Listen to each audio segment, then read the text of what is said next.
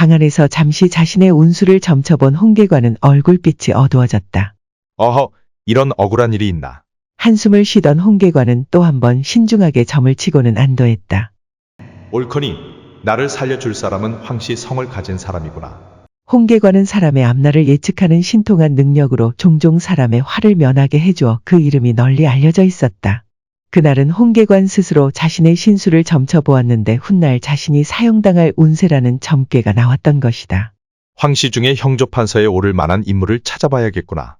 홍계관은 다음 날부터 황씨성을 가진 사람을 유심히 살피며 다녔다.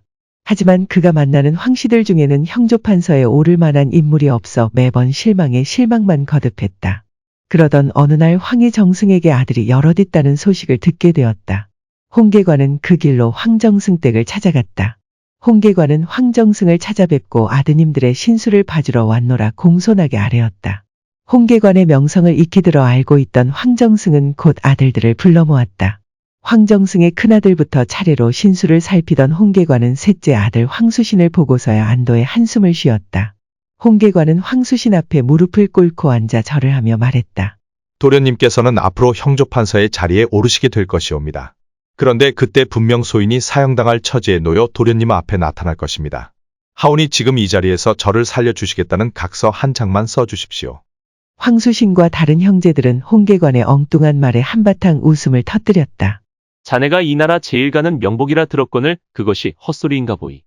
우리는 학문에 둔하여 아버지께서 과거를 보지 말라 하셨으니 우리들 중 그 누가 벼슬을 한단 말인가.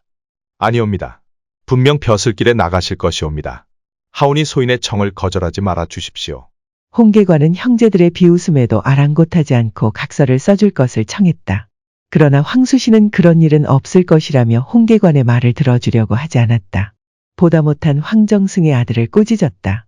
홍계관의 점이 맞고 틀리고가 중요한 것이 아니다. 다만 자신의 목숨을 놓고 그리 간청하는데 너는 어찌하여 그렇게 냉정하게 대한단 말이냐? 그것이 선비의 도리란 말이냐? 이리하여 홍계관은 황정승의 도움으로 황수신에게 각서 한 장을 받았다.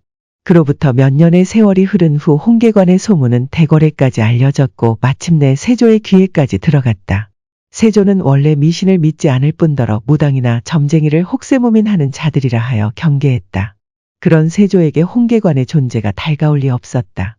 세조는 마침내 홍계관을 잡아들이라는 명을 내렸다. 홍계관이라는 자를 당장 잡아들여라.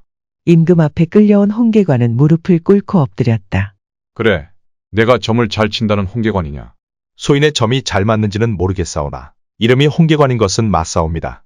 홍계관은 조심스럽게 대답했다. 세조는 내관들에게 미리 준비해둔 헝겊 주머니를 가져와 홍계관 앞에 내놓으라고 명했다. 그렇다면 이 주머니에 무엇이 몇 개나 들어있는지 맞춰보아라. 홍계관은 잠시 중얼거리더니 아뢰었다. 집안 구석구석을 기어다니며 때때로 도둑질을 하고 목숨을 보존하기 위해 구멍을 찾아 다니는 것으로 보아 쥐가 분명합니다. 그리고 그 수는 셋이옵니다. 홍계관이 쥐라는 것을 맞추자 세조는 내심 놀랐으나 그 수가 틀리자 홍계관을 다그쳤다. 분명 이 속에 쥐가 3마리 있단 말이냐. 만일 틀릴 경우 내 목숨이 온전치 못할 것이니라. 소인의 말이 맞지 않다면 전하께 거짓을 아랜 죄로 어찌 목숨이 아깝다 하겠사옵니까? 홍계관이 자신 있게 말하자 세조는 내관에게 헝겊 주머니를 열게 했다. 그러나 주머니 속에는 쥐가 한 마리밖에 들어있지 않았다. 이런 사악한 놈 같으니 내 놈이 무슨 명복이라고 백성들을 현혹시키고 과인을 속인단 말이냐. 당장 능지처참하여도 시원치 않을 놈이로다. 세조는 홍계관을 즉시 형조로 넘겨 차명에 처하라고 명했다. 홍계관은 졸지에 죽은 목숨이 되었다. 옥에 갇힌 홍계관은 조용히 자신의 앞날을 점쳐보더니 안도의 한숨을 쉬며 빙그레 미소를 지었다. 이윽고 형조판서가 홍계관을 문초하기 위해 왔다. 홍계관은 주머니 속에 고이 간직해온 각서 한 장을 꺼냈다. 나으리, 전날의 약조를 기억하시겠는지요? 형조판서는 느닷없는 각서에 의아해했으나 곧 그것이 지난날 자신이 홍계관에게 써준 것임을 기억하고는 놀라지 않을 수 없었다. 홍계관을 문초하러 온 형조판서는 다름 아닌 황수신이었던 것이다. 허허, 놀랍구려. 까마득히 잊고 있었거늘. 과연 명복은 명복이구려. 황수신은 그 길로 세조를 아련하고 지난날의 일을 아뢰었다. 과연 놀랍기는 하오만. 분명 홍계관의 점괘가 틀리지 않았소. 전하, 혹 쥐가 암컷일지 모르니 뱃속을 확인하여 보옵소서. 세조는 황수신의 말에 일리가 있다고 여겨 내관에게 쥐의 배를 갈라보라고 명했다. 그랬더니 과연 쥐의 뱃속에는 새끼 2마리가 들어있었다. 세조는 홍계관의 점괘에 감탄하며 즉시 그를 방면하였고 자신의 과오를 막아준 황수신을 신임하여 더 높은 벼슬을 제수했다. 이렇듯 홍계관의 점괘는 정확하기로 유명하였으나 틀리는 점괘도 있었으니 그것은 바로 사람의 수명이었다. 하루는 상진정승이 홍계관을 찾아와 물었다. 지난날 자네가 내 수명을 말해주기를 모년무월이라 하지 않았는가? 헌데 그날이 한참 지나도록 이렇게 멀쩡하게 살아있으니 자네의 점이 틀리지 않았는가? 나리, 인명이라는 것은 자신이 하기에 따라 달라질 수 있는 것이옵니다.